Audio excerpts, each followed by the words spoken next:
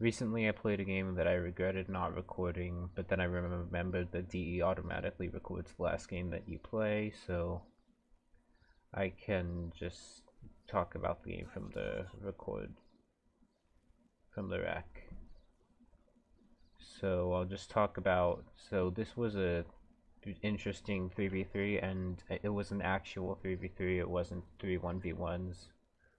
I've already explained why sometimes 3v3s end up as 3 1v1s, but this was a game that we all played to win. You can see it's already, right off the bat, it's a little crazy, and I'll try to explain the start army positions and the reasoning behind it and the composition. So we have Spain versus Jur. Killa is camping in the choke with Jur. That's just standard start for Germany against Spain. Spain isn't a civ that can do much in terms of running, although they can sometimes. I don't know if any of you have seen the game where Floco played a Spain mirror against Ziv in the tournament match and killed both of his factories with arsonists, but yeah. For the most part, Spain will just line up in cliffs and try to kill you. So the standard play against Spain is just this. The standard play at the start is Gerber. Spain is just sit in the choke. Spain has gone for a Lancer start, and this is because Floco is doubling the Nats with Sepoy, and the Lancers will synergize nicely with that. And Spain also has 2 mortars. If I were the Spain player here, I would even go for 4 mortars if I knew that Floco was gonna... I should start calling him Julian, I guess. Julian was gonna double with the Nat. You know, like, I would do like 4 less Lancers and then 2 more mortars to really, like, push hard. And Germany is countering the Spain Lancer army decently in that there are no Coles and only 2 heavy cannons, but there are some mistakes that I can immediately see here from Killa. The first thing is he has no DOPS, so against the Lancer start, it's not enough to just go war wagons, you want some doppels. Now he has 16 war wagons, that's a good number of war wagons. Wrong key. He has 16 war wagons, that's a good number of war wagons, but it's not enough because you need something to block the Lancers. So you want to make like 5 or 10 DOPS, and then what you do is you have like the war wagons on the side of your army, and then you have the DOPS in the center, and it makes it harder for them to run the Lancers in. And the second thing is not enough vills. So he has 9 vills, and they're all like on top of his army. So the vills should be further back, and you want more than 9 vills. And in fact, for Spain, you should probably get like 15 vills just to make sure you get your walls and outposts and your base up. Because you know the start fight is gonna be rough, so you have to get your buildings up immediately so that you can spam out reinforcements once your army gets crushed. And ideally you want to save the heavy cannons as well. Like, losing your army is kind of a foregone conclusion unless you're really quick in getting the walls up, but yeah, ideally you want to save the heavy cannons, but it's very difficult.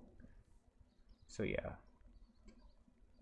And then Floco, he wants to cheese the Nats. He's hoping to crush the army really hard and ideally get into our natives before we can get the upgrades and get set up, and before Killa can get set up there. So he's looking to put Spain in a very good spot at worst and then outright win the game at best with this move.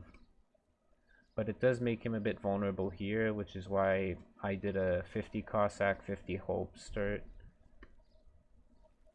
I'll try to stop moving the camera and stop clicking so much. Alright, anyway. I made a 50 Cossack, 50 Hope start, and that's to punish that Floco will have units. That the bulk of Floco's army is in Nats, and so he should be vulnerable in the middle, and so I'm hoping to capitalize on that and get a push going here and ideally burn down these natives. And then here this just looks like a standard lineup. Can look at the start armies. Hazza has gone 20 at Abus. I don't really like Abus start armies anymore because I think Abus just aren't that good anymore. They have a lower rate of fire. They're weaker now.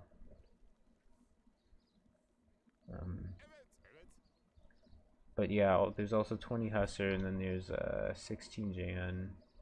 He only has 3 Jans back here to base, or well, 6. Actually, 6 should be okay since he does have this too.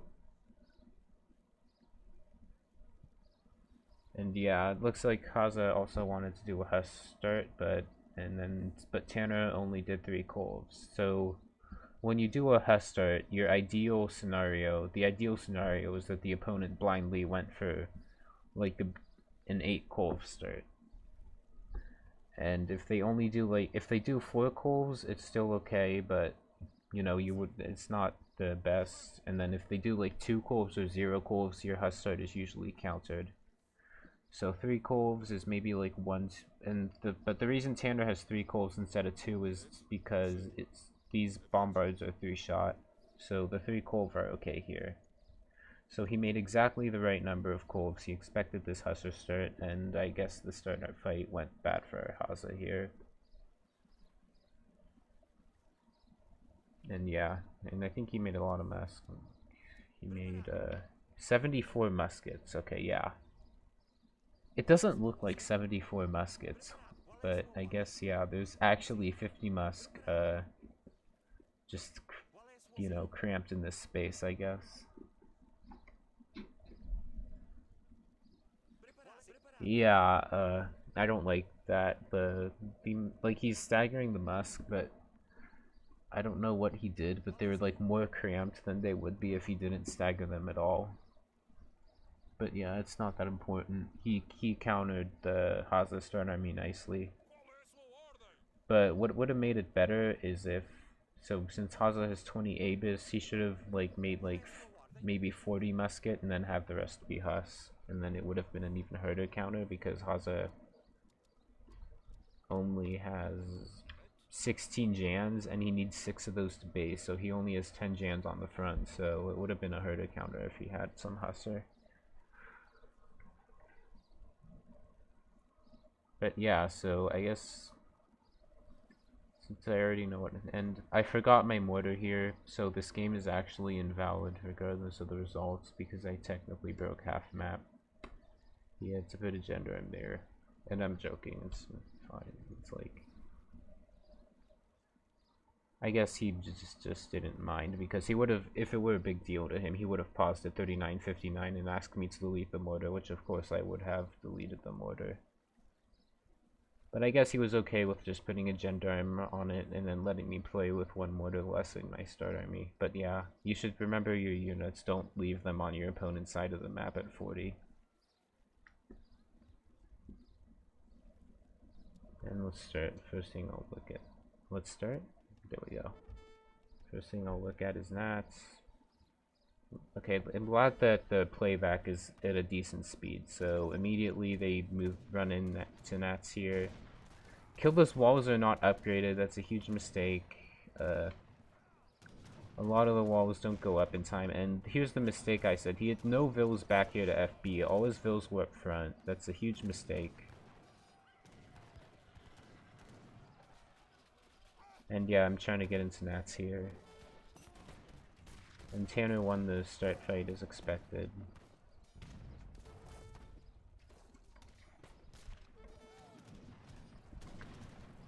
So yeah, now he's getting crushed. All these sepoys are running into Nats, and he is 1 stable. This is unacceptable. He should have 2 barracks up, 2 stables, and he should be starting his embassies right now. So, but this is like a decent reaction though. Like, the most important thing in this situation is to get units out as soon as possible. So spamming 40 war wagons isn't ideal, but it's better than sitting at 120 pop and waiting for skirms that are gonna take like ages to train because you don't quite have the Nat upgrade ready yet. So I don't hate the 40 woe wagons. It's not like he had much of a choice, considering the barracks were so far away.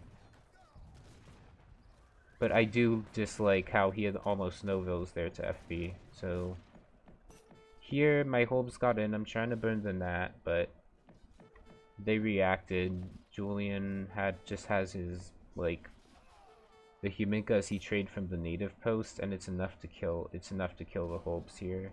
And I'm just sitting here because I don't know why Rod didn't take his Nat, but yeah, I went to this native post, but there was no Nat to burn, so I just sat there with my Holbs. And yeah, it's unfortunate that Julian's Nat survived with like 500 HP.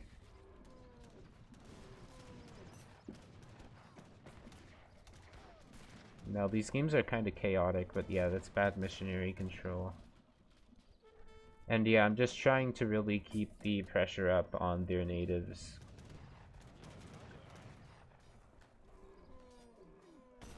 And I'm trying to help a little bit on this side, but I don't really... I expected Floco to double here, which is why I have this and this, but I actually didn't expect him to go into the natives, so I didn't have any buildings there, so I'm just trying to make the best of it by pushing really hard in the middle and then sending what I can into the natives. But yeah, I could have handled it better, probably. So wait, does Spain not have any Nat upgrade? Yeah, Spain made a huge mistake. His Explorer wasn't in position. Like, I sent my Holbs here to burn his Nat, but there was no Nat to burn. And that's like a huge mistake on the Spain player's part.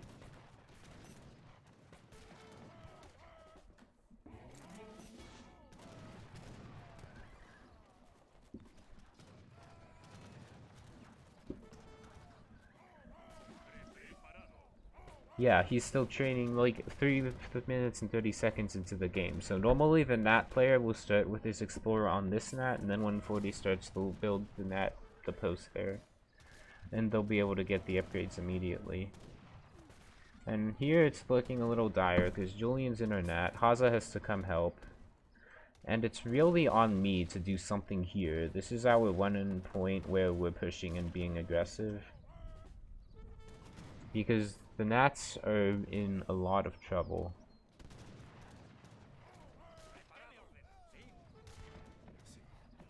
It seems like Spain's having some trouble moving his units up too, because there's scrims here and there's scrims here. So yeah, I get in with some musk. This isn't fully walled, so I'm able to walk around there, I think. Yeah, that's what happened. And so now I'm going to build a fort in their native, and we're going to... And I'm hoping to take out their native, so in the worst case scenario, at least we get to trade native posts. Still pushing hard mid. And they're doing a little bit of fighting here, but it's kind of inconsequential compared to what's going on here.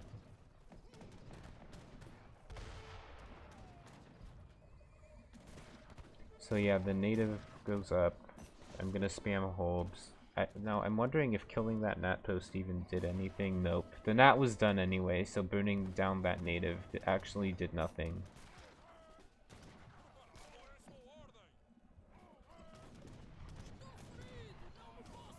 Because he already had his upgrades.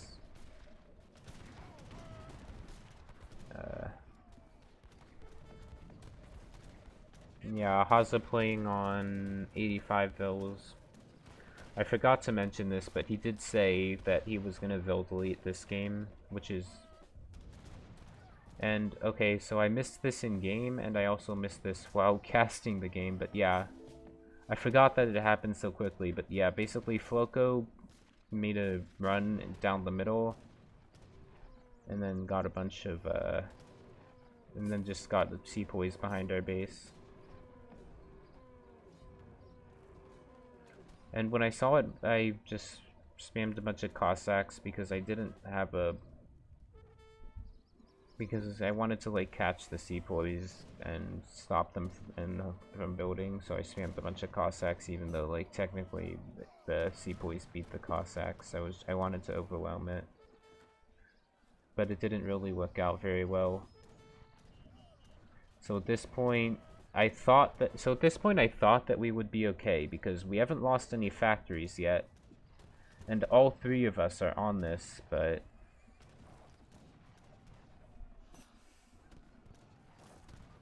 I thought that since all three of us were on it, that we would maybe get away with losing only one factory, maybe. But, yeah, and even this factory lived. The flails didn't kill it. But maybe, like, we relaxed a bit too much. Like, we should have had even more units on it. Oh, don't tell me I lost this factory to 2 flails. Please don't tell me I lost that to 2 flails. Oh, come on! I lost the factory to 2 flails? Really? So yeah, and it's hard to deal with this. You can see idle units and stuff. I lost the factory to 2 flails. God damn it.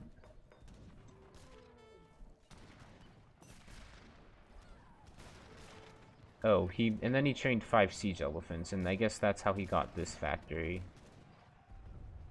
And he got this factory by just by just tasking 2 flail elephants on it.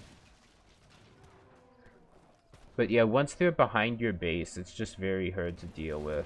Like, the best counter to having your opponent be behind your base is just to not let them get behind your base in the first place. Because once they can just send sepoys everywhere and make your life a living hell. And then you have to send a ton of pop to deal with it, and then, like, you can see here. When I saw this, I thought, okay, it's over, we've lost, because Spain is going to take both natives, and it's 2 natives versus 0 natives. And we lost 3 factories here, and then this last batch of sepoys and flails. And, this last batch of sepoy and flails are going for my 4th factory.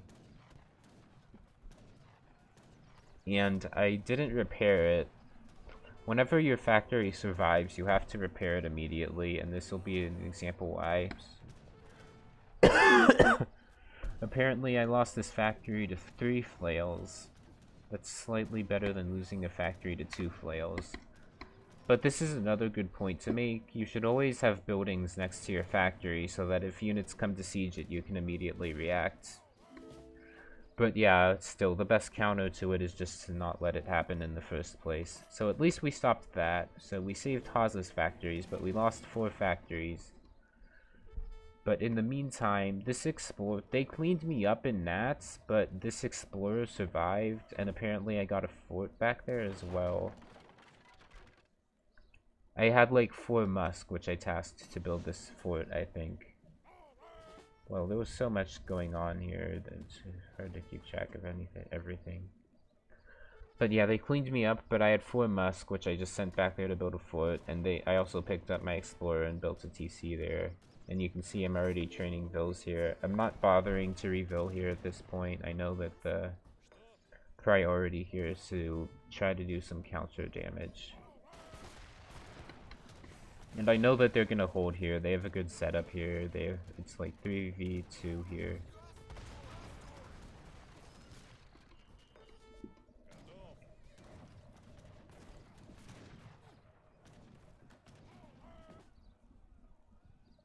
And yeah, we'll just like an idle mortar here.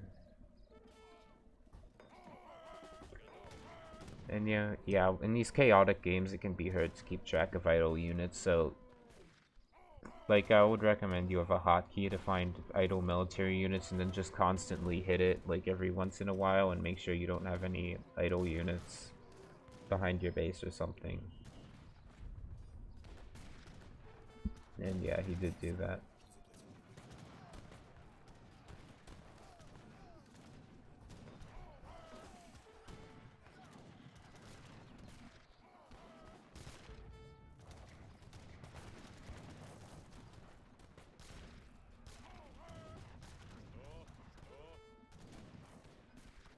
And yeah, so we're holding well here. I just tasked all the pop I used to clean up Florco's base to defend here.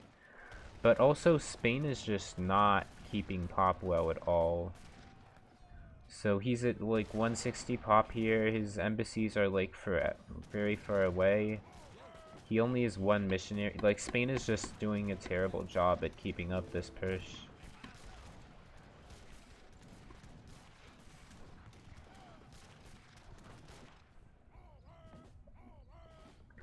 Like, he has 3 gnats,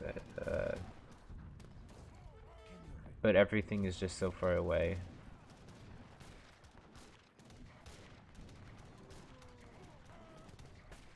Anyway. So yeah, I made 5 mortars here. This is like... So in my mind, this is like our last hope of winning this game, is that I do something with this. I need water. Sort out.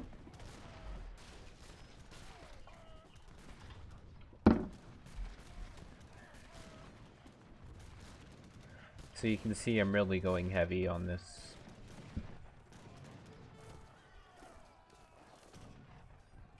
And it's honestly a miracle that Killa held this.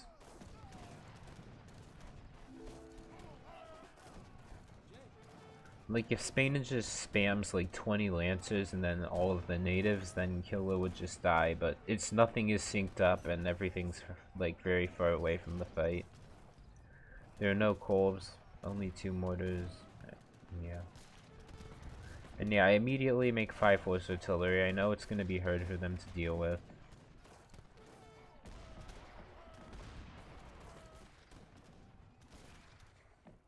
And yeah, it's actually going well so far here.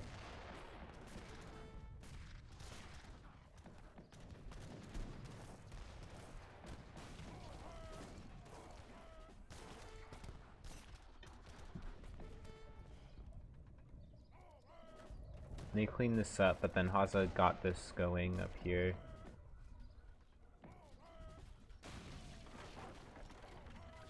I think he told me he deleted more vills when Floko got in to make sure that we had a counter push here.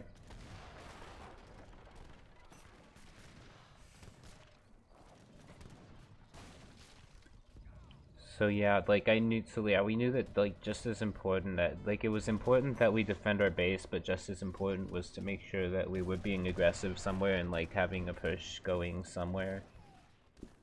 And get like something going for us that they have to react to. Like, you can't just let your opponent have their way and just run you around the map. You have to have some spot on the map where you're being aggressive and trying to make something happen. Usually. Unless you have like a massive civ advantage or skill advantage or something, then you can just react and win. So yeah, so now everything is synced up for Spain, and it looks very dire for Killa here.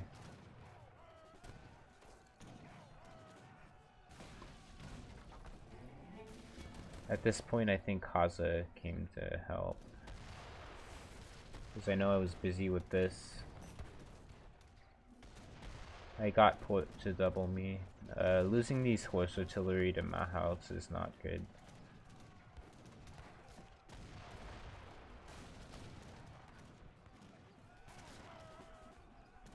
But yeah, I'm just trying to break into their base here.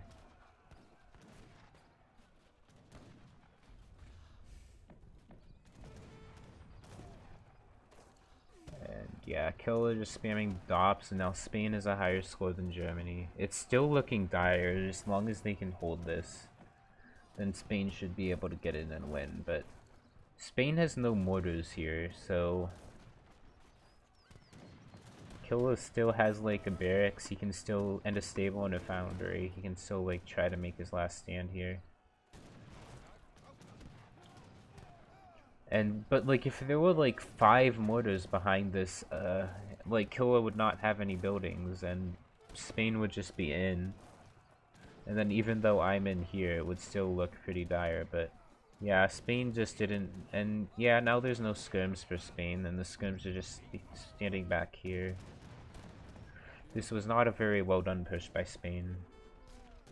Like, when things were synced up, you can see that there was nothing Killa could do, but he would then, it looks like he would just like forget to keep making skirms, and he wouldn't like base more forward.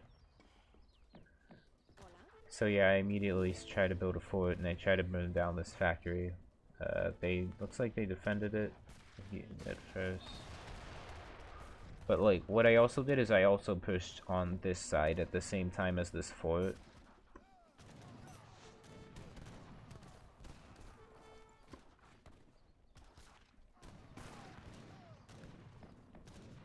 I knew they were reacting to the fort, so I wasn't sure the fort would do much, but I knew that, if they overreact to the fort, then I can still have this going here, and I can still do plenty of damage with this. And yeah, Hazza had to drop his push here in order to save our base here. And yeah, I pretty much ignored it when Killa asked for help because I wanted to break into their base here. I knew that Hazza would come help. 3 horse artillery.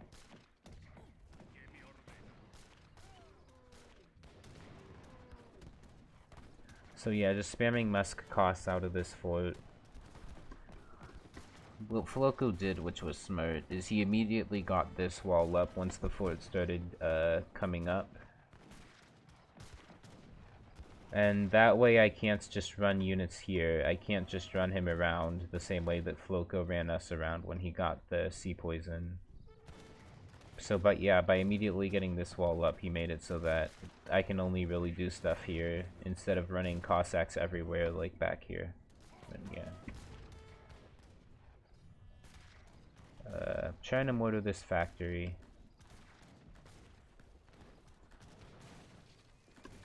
The factories are buffed because Floco has team advanced buildings, but I did manage to kill one.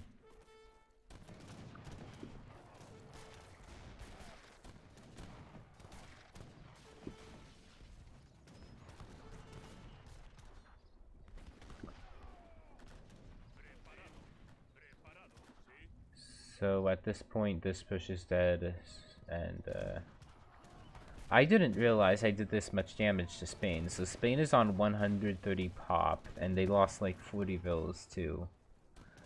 Like, I was just kind of focusing on just creating fires for them to put out. I didn't realize I actually did this much damage, but anyway. Like, killing the houses too. The fort goes down. I'm defending my FB here. And I'm hoping to kill a factory with these hulbs. So we lost 4 factories, and I've killed 1 so far, so I would like to at least kill 1 more if possible. I'll just keep HP here.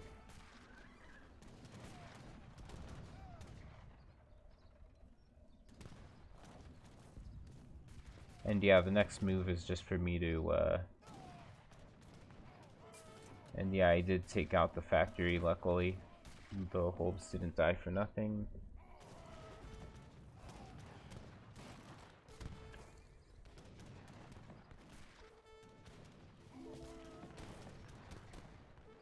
And then yeah, just keeping pressure up in Nats. Because even though I'm getting doubled, like, they have a ton of idle pop here, they just killed my fort, and now they have to come out of their base. So I know I still have some more time to get stuff done in Nats before they'll eventually push me out.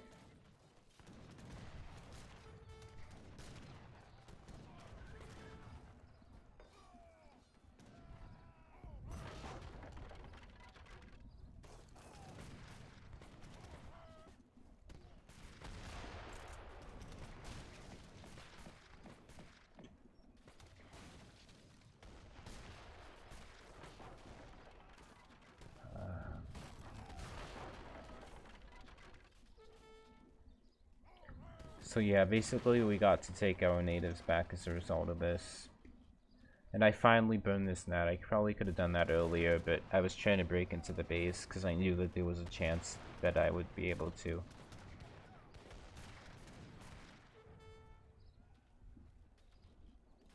And yeah, just tasking the Opries on buildings.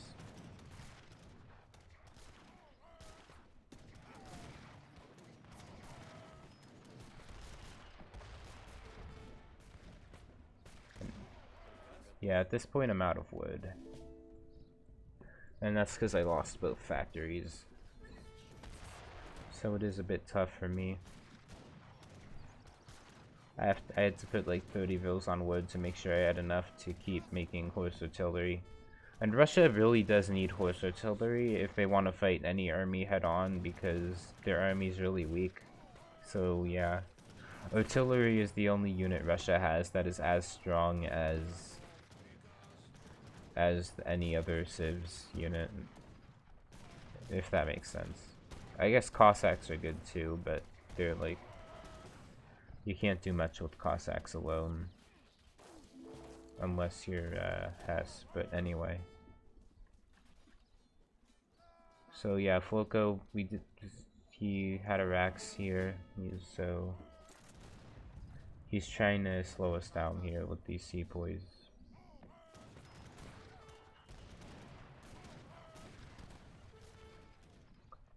And here, like, I was surprised at how well this went, even after they kicked me out of their base, because everything's disjointed. There are like a couple lancers here, a couple sepoys here, a couple sepoys here.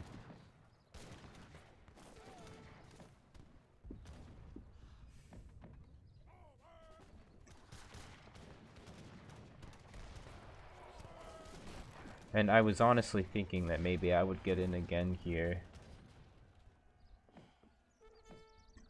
And yeah, so Floko with a couple buildings back here, but we were on top of it. Yeah, I was honestly thinking that I would get in again. Like, you can see it's about to be open. Tanner pushing here.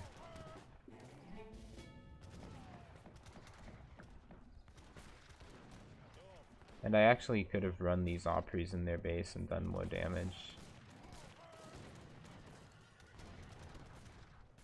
Or tried to run Muskin again, like it's open there. But I guess I didn't notice, I was busy fighting here.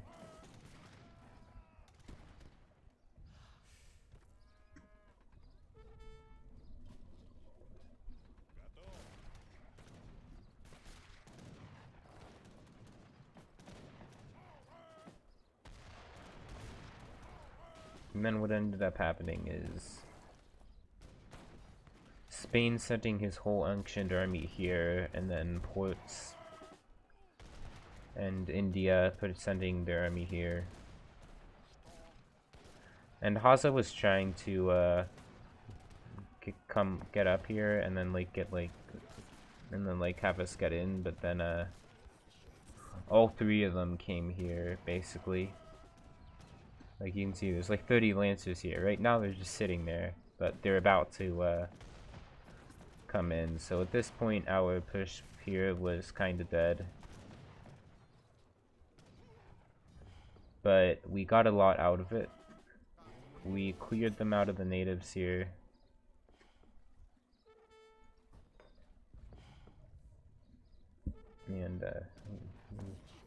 And yeah, we basically saved the game after losing 4 factories.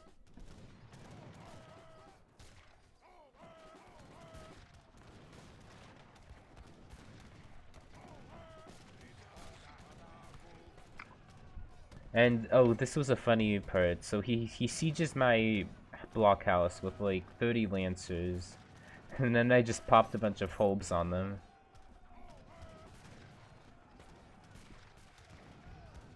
Like how many? Like this is so many lancers dying for free.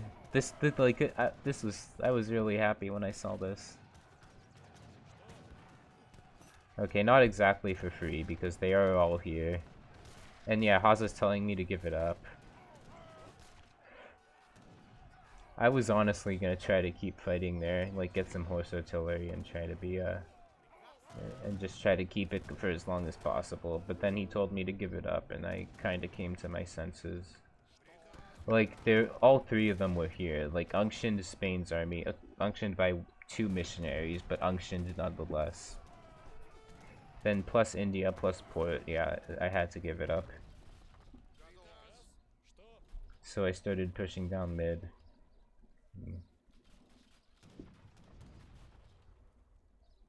Killa doesn't like FBs, huh?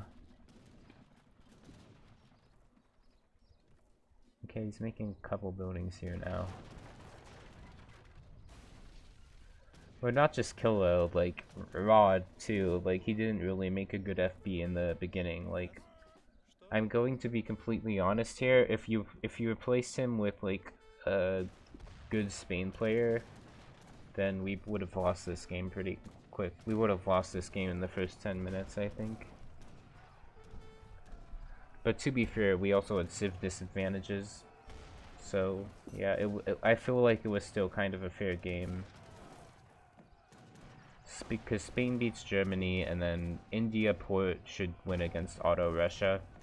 So they had Rod, who was maybe a bit weaker than the other players in the lobby, but we had weaker civs.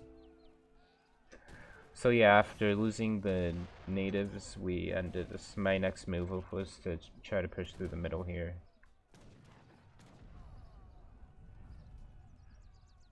Like, I knew all three of their armies were there, so.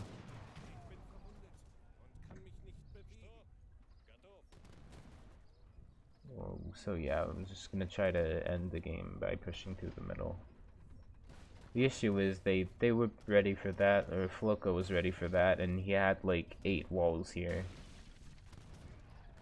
So like all the idle pop here, the having to move back and react, he made up for that by just having 8 walls here, and was able to survive.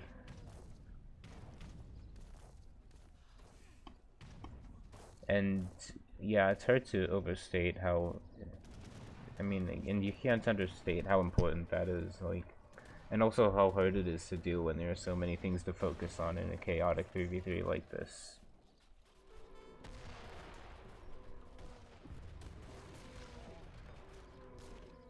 So I built the fort here because I knew that his army was going to walk back this way, so I built the fort here to kind of block it for a little while.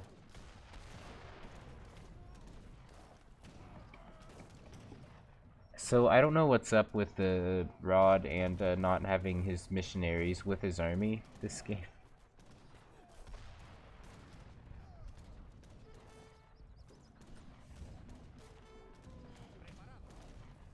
I mean, okay, I'll try to be nicer. It was a tough situation. It was kind of a tough situation, and it was a chaotic game, and he did lose a factory, and he lost houses up down to 130. I'll try not to be too harsh, but yeah.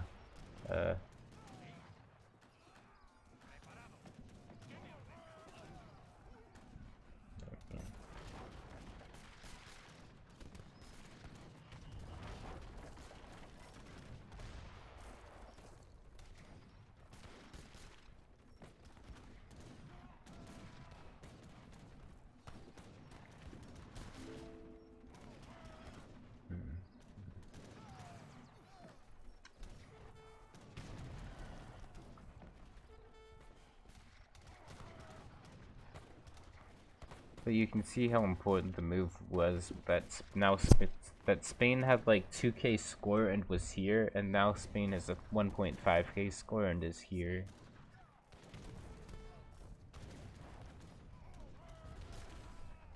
But now I'm about to run into an issue, and that is fighting against Floco's siege elephants. And siege elephants are a bit of a pain to deal with, especially if they have like walls to protect them from Cossack flanks, because Floco is very good at dodging Kolv shots with siege elephants and utilizing the speed and higher HP. It's really difficult to kill siege elephants with Kolvs alone. In fact, you should never do it with Kolvs alone. You usually have like Cossack flanks Or you can like task Strelitz to them or something, but yeah. Since there are so many walls here, I couldn't really do Cossack flanks.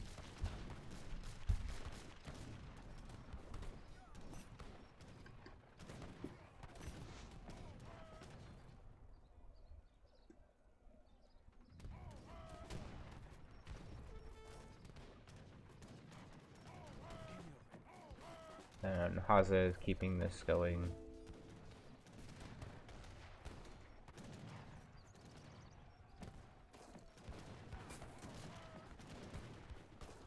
And then he also joined me here, which was, I think it was alright. But the thing is, that we had to remember is, Port plus India will beat Auto plus Russia in a team fight every time. Because if you look at the scrim units, Ports have Cass. Those are a great scrim unit to have in a team fight. Cassadors and Explorers. India has Gurkha. They're nice scrim units. India can't really make artillery, but they do have siege elephants, and then Ports can just provide the artillery. Plus they have mortars. Meanwhile, Russia has Strelitz. These are not good skirms. They're cost-efficient skirms, but they're not strong, not in the slightest. And then Auto have Abyss, and Abyss have been nerfed because they were nerfed just for supremacy, and they needed the nerf for supremacy, but it kind of ended up hurting Treaty because in Treaty, Abyss definitely didn't need a nerf, but they got one.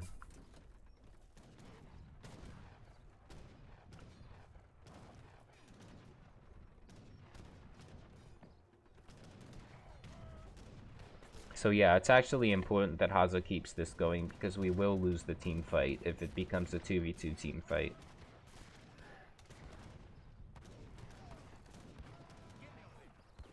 So yeah, it looks like Rod did a good job holding Killa here. Killa actually dropped 200 points while Rod stayed steady on 1500. So while defending, he actually played decent. He played pretty well and held Killa off here.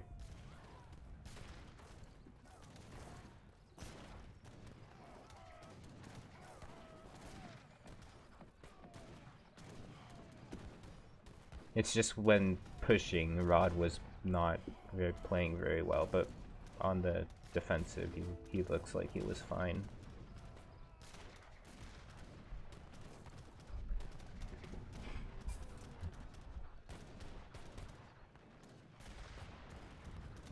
So yeah, I'm moving my Corvs up here, and I was hoping he wouldn't notice these Corvs, because... Yeah, but... And... I don't think he did, but the Corvus up here ended up dying.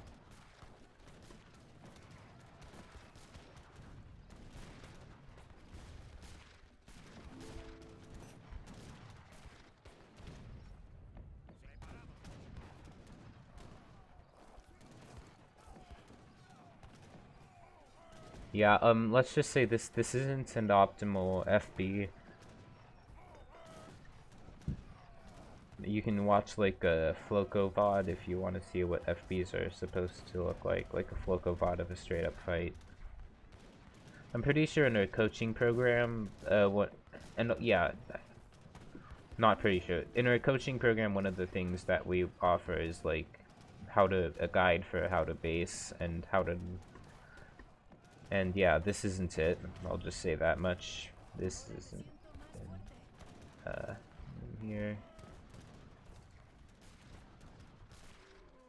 So I'm getting pushed back here with the Hulkins.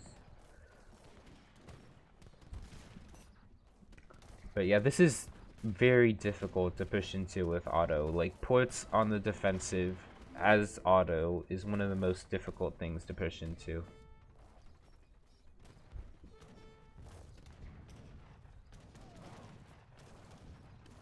But like I said, we will lose the 2v2 team fight if we try to play a 2v2 team fight.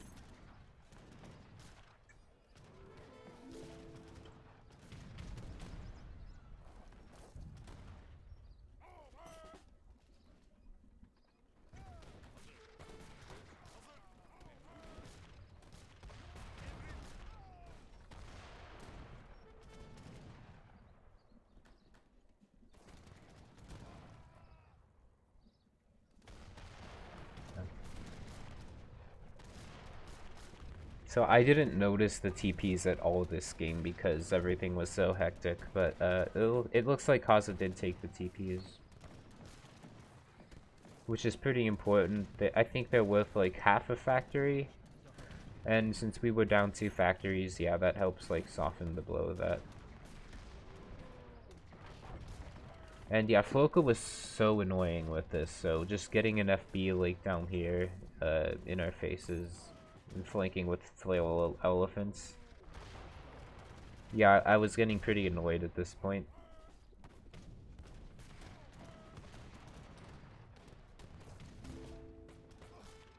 But the thing is, India has like a limited number of times they can do this. Like, flail elephants are not free, and the mountain castle, oh, they actually cost 50 coin now. They used to cost 100 coin, but yeah, they cost coin. It's like not free for India to do this. And India will have wood issues as well as if they try that too many times, although like not yet, because you can see Floko's wood is perfectly fine this game. His amount, I mean.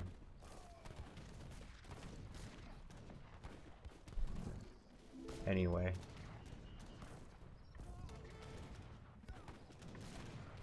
So yeah, I was trying to console myself by telling myself, yeah, he can't do that. There's a limited number of times that he can do that. Because yeah, they're not free. Eventually the fur trade's gonna run out. The fur trade is already down to 30k at this point, in fact.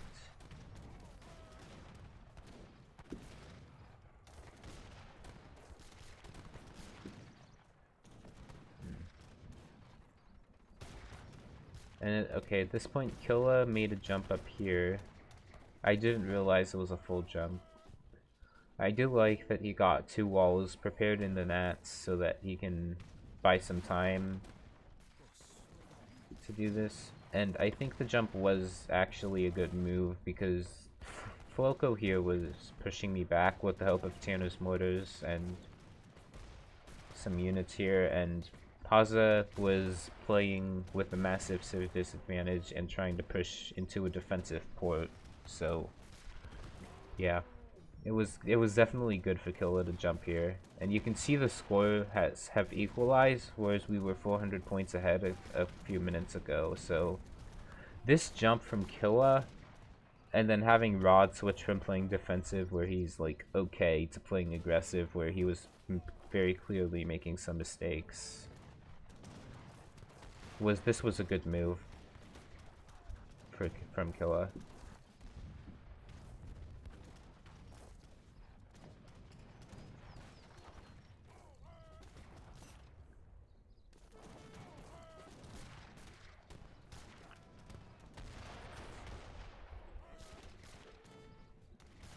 Yeah, mixing in a couple hobs to deal with the mat house. That's something you do if you get caught without anti-cav, but you have a blockhouse that's close enough to the fight.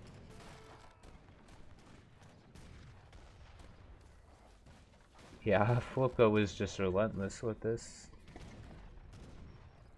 Yeah, but yeah, the siege... So India has this infinite wood crate, but the siege elephants cost wood. Obviously the buildings cost wood. The mahouts cost a lot of wood. So India will have wood issues if they're not careful.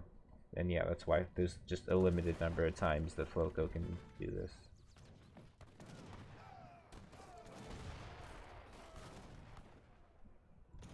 And I was a little apprehensive about this double by Killa at first, because I was worried about the nats.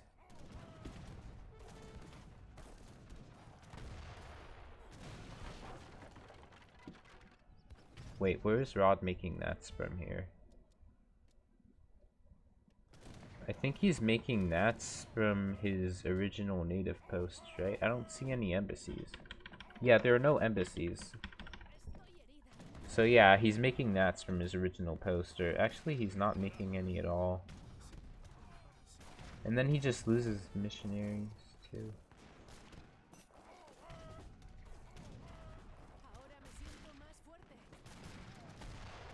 But yeah, I'm running into the siege elephant problem again here. Floko making 5 at a time and just making it a pain for me. At this point I'm like, and then I'm just trying to run away with all my artillery, but I still ended up losing a bunch. Lost all my mortars there.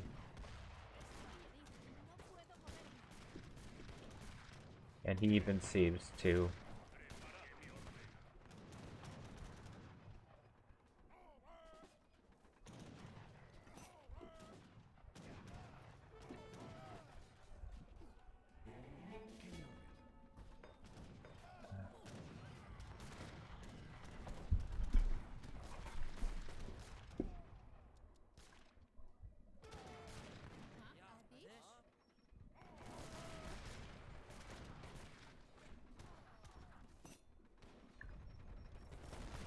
So yeah, I did mention that we lost the team fight, but I do like the switching here. Just like have stuff that Tanner has to react to.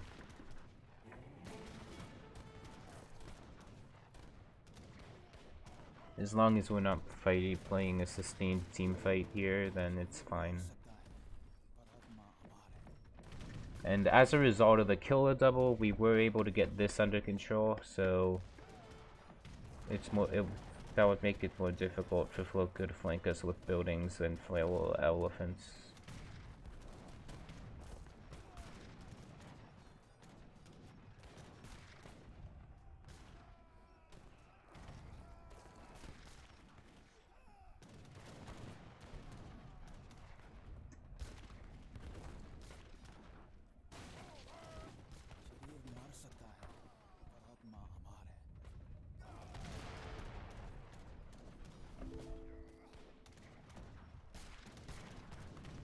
Now here comes the heavy cannons.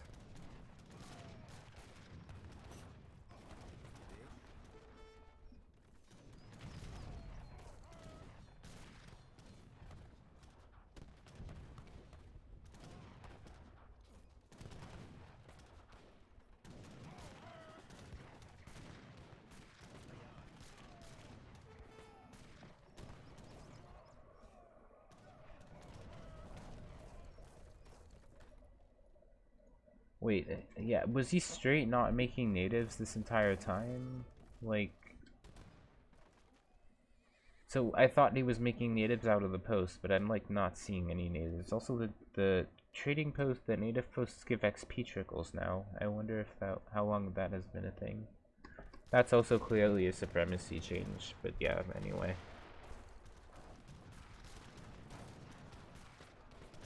And Dop's getting on top of the siege elephants.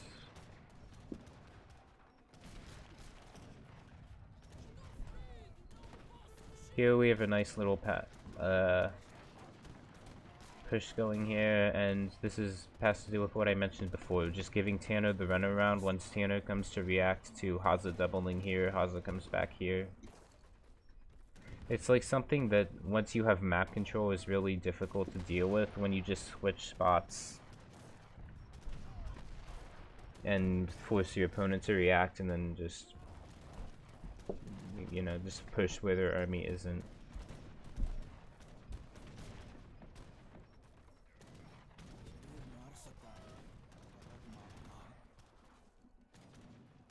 Anyway, so Rod did eventually get the embassies up and then started making natives again.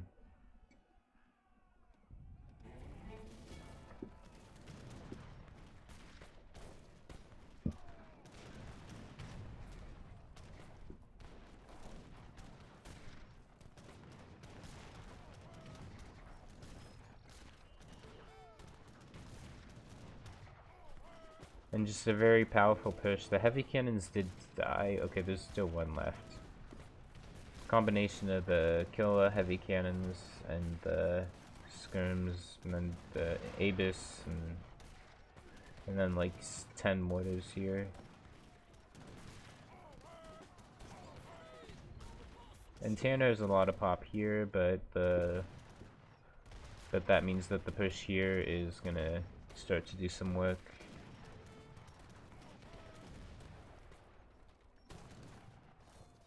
So yeah, Rod did get his act together eventually here, and he's gonna start to push Killa. So here, what Spain has to do is really push the Nats hard. Like, really get in their face, mortar everything. There should be like 5 mortars in his face here. Like 5, or maybe like even 6 or 8.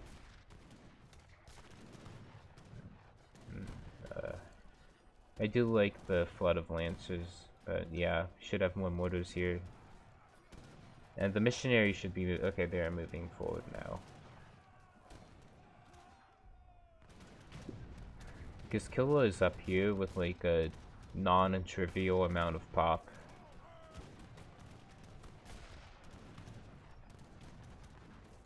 Oh, he was out of food.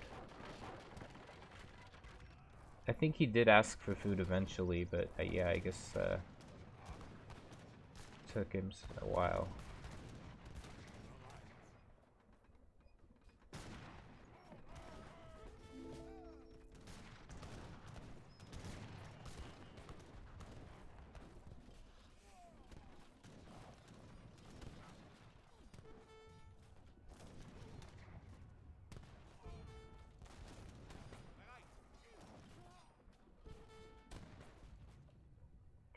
Here, the Spain player actually doing a decent job, so shoving everything forward. Like I said, I just would have liked more mortars here.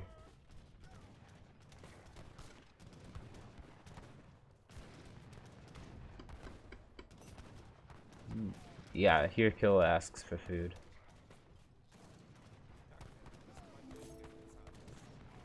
And here, you can kind of see what I mean with the whole team fight thing, and about how Russia auto will never have a chance against Port India in a team fight.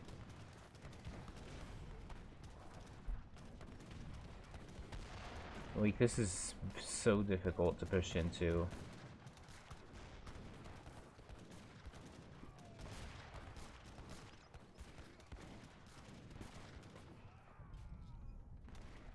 And yeah, Hazza's coming back here. So Hazza was doing the right thing, just basically just trying to give Tanner the run around. And not fighting the full army head on for an extended period of time.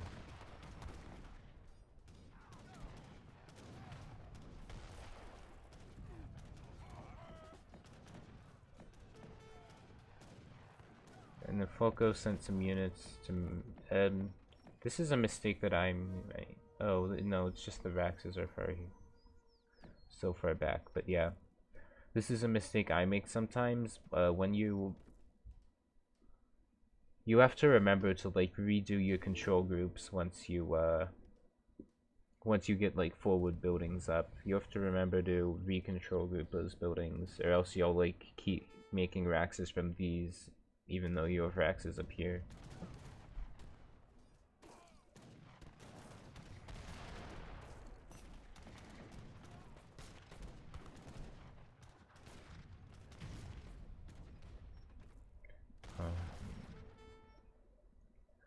Something I could have done here is just try to run Opries into the Nat and kill it and burn a Nat post if possible.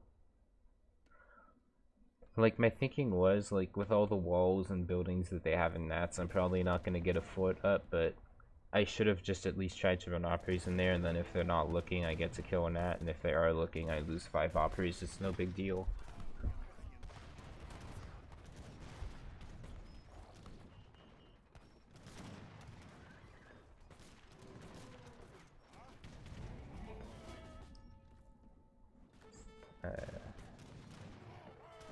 Idle skirms.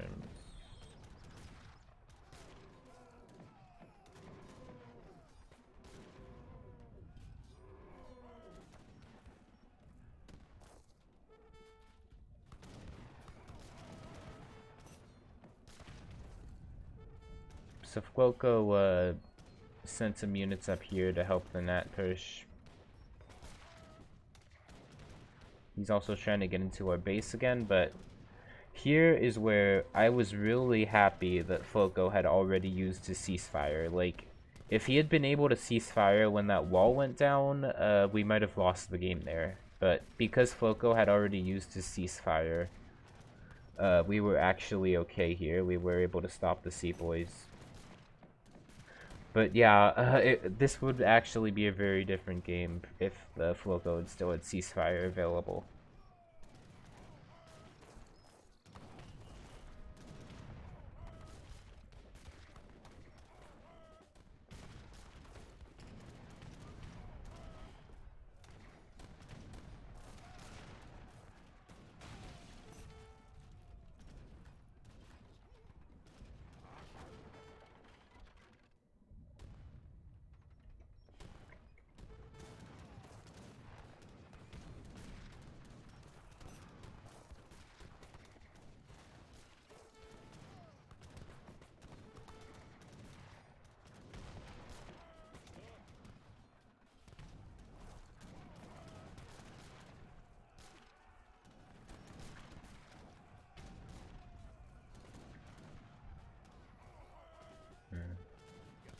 So it's actually hard to know what to do with Spain here, because their base is here, but Killa has an FB here, and the Nats are here, so do you push and kill the Nats first, or do you just go for the base here?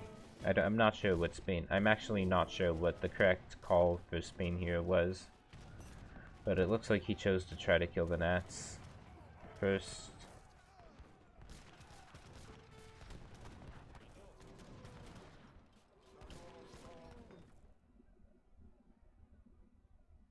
Black Spike.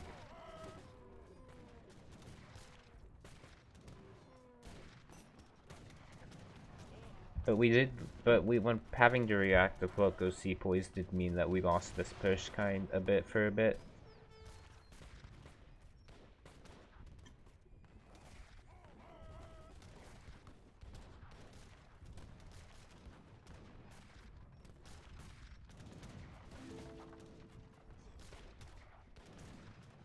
But we did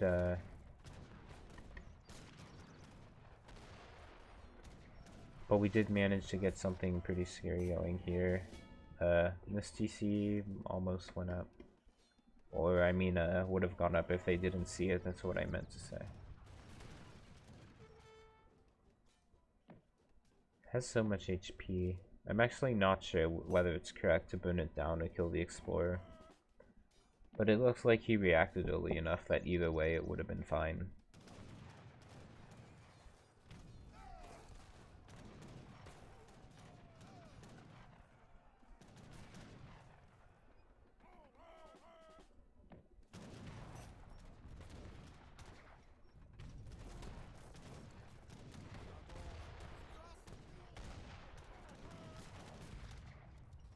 Okay, what was his resources here? Yeah, it looks like he switched to coin at the right time. So like an even amount of food coin.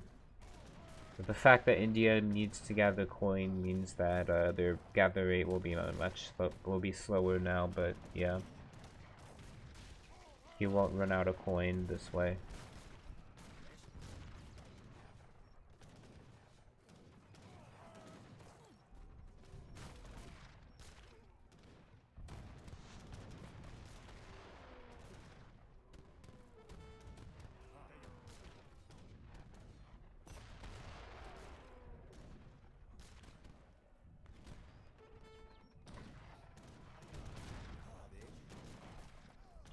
So in addition to also being annoying here, Hazza also got a push going here. So that meant that now we had 3 spots instead of 3 spots we were being aggressive at instead of 2. This is open. Like, I could actually have run Oprichniks like here and then here and gotten in their base.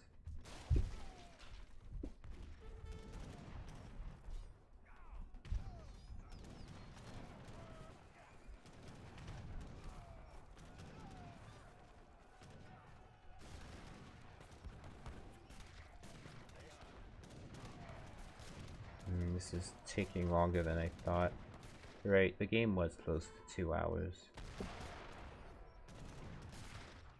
Next time I do this, I should put a spoiler on the timer.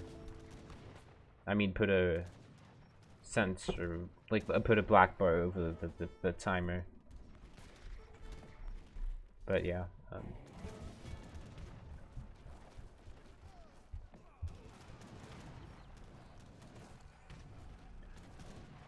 So Killa finally losing this position here.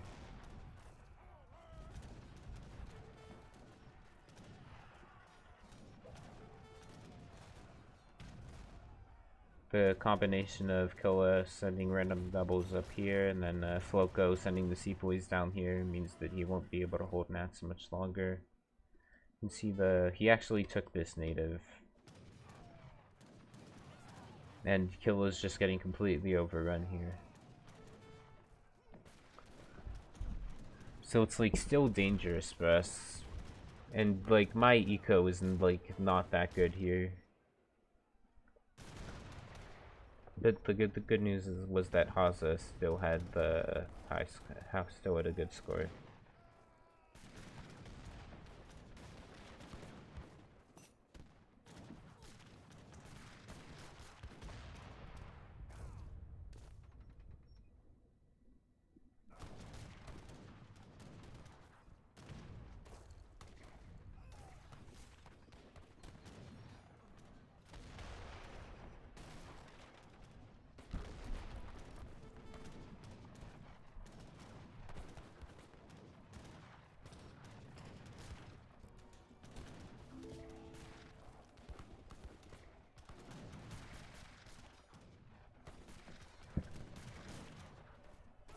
Yeah, I forgot how long this game was. I don't know if I can. It's hard to talk for this long.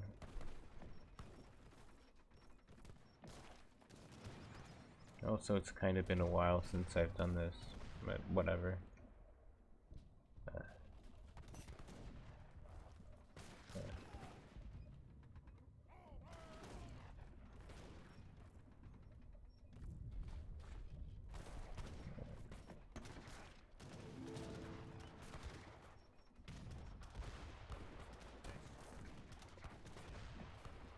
So at this point, I think because of the push here, and because Floco sent...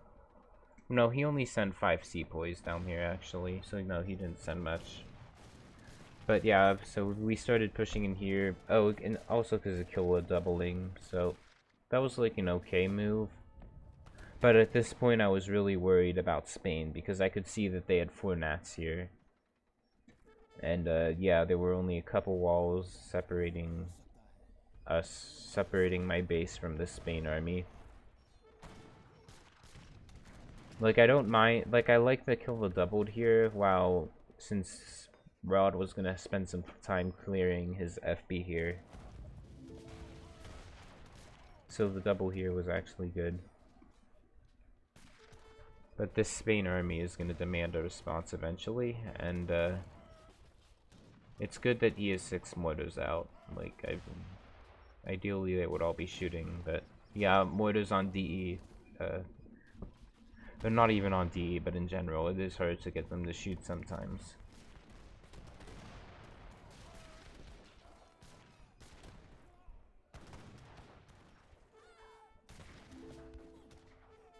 So then Hazza got in with the Giants here.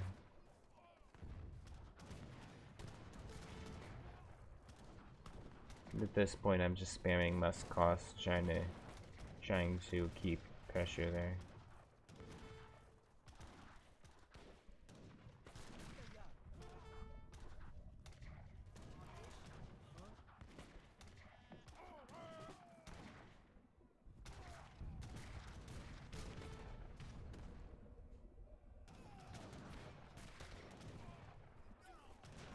And yeah, I built this extra wall here. Try to buy some more time. And I closed the eco wall here.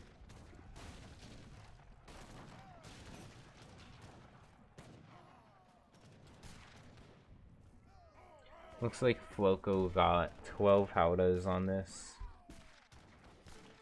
Which actually, like, kind of works, because it takes a long time to train Jans, takes a long time to train Avis. The only thing that Auto can train instantly is Huss, and then the Howdas are just gonna own that, so...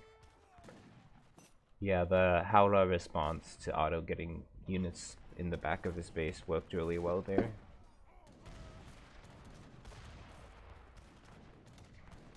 But meanwhile, I'm ordering houses, which is gonna be a pain. Oh, maybe he got the immigrants tech at this point. Yeah, he must have. Yeah, he has 13 houses, so he definitely got the immigrants tech.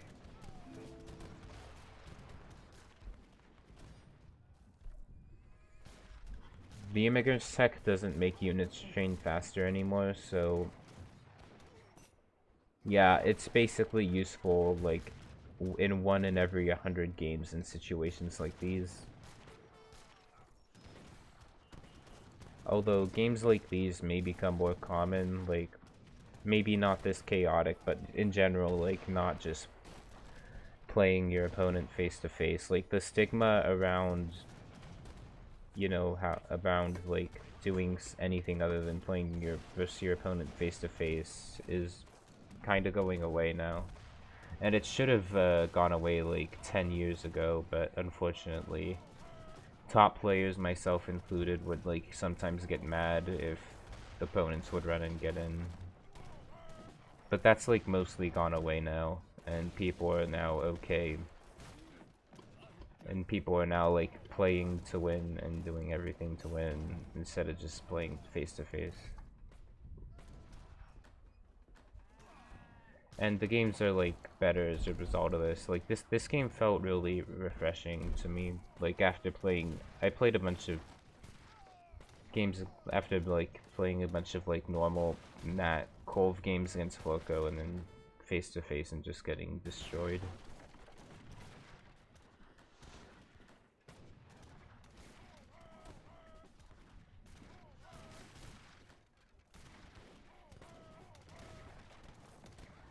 Definitely good to have a change of pace. Oh, and I mean the face-to-face games still exist. And it's not always, and sometimes like the best way to win is just to, and sometimes I feel like the best way to win is just to try to play face-to-face, but yeah. But having more games like these is definitely good.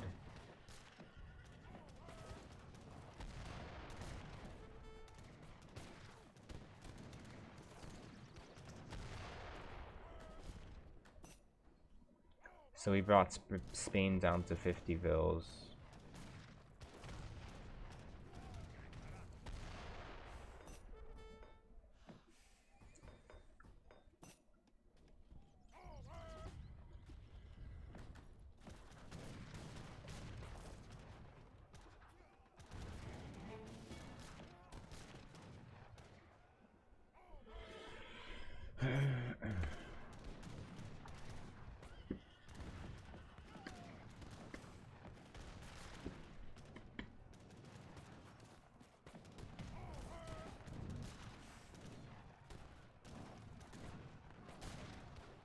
Yeah, we're making sure we don't die to Spain here.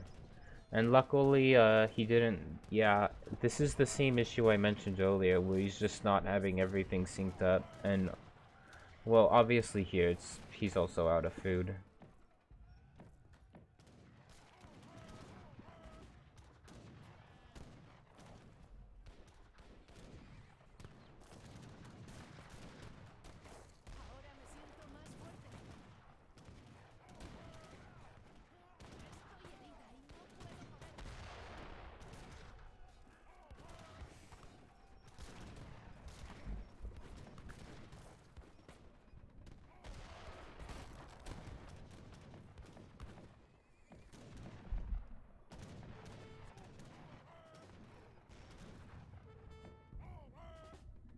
So, Spain really should have asked for food here, I think.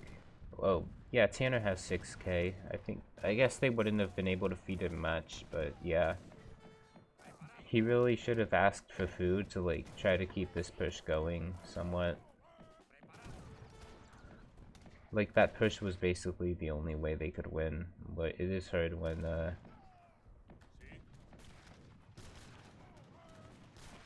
like, we got such a strong push going here.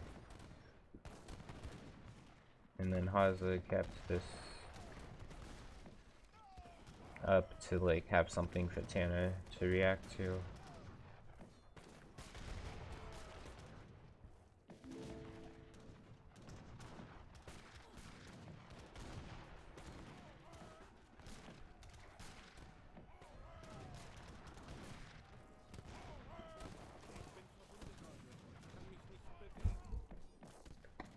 If Spain had like macroed well, or if they had like been able to feed him food, it may have been a different game.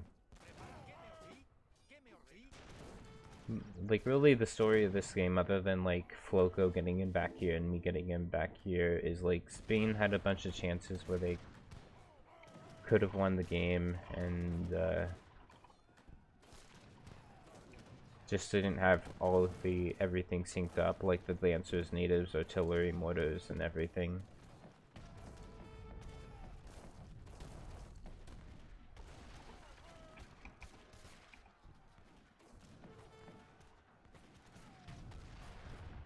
And then here Julian is like out of resources here, and this is where they called it.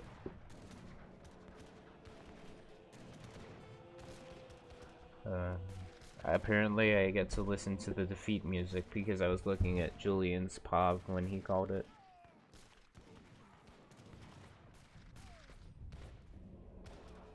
And again.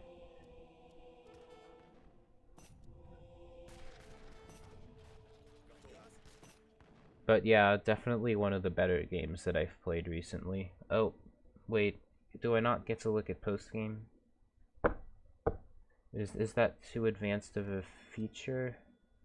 It loops? Oh, I have to deactivate that. Okay, I'll remember that next time. Ah, damn. It loops. I feel like it's been a while since I like talked over a recorded game like this. It was a little awkward, obviously, but yeah. It was just one of the better games that I played recently, so I wanted to like immortalize it on my YouTube, on YouTube, and that's it.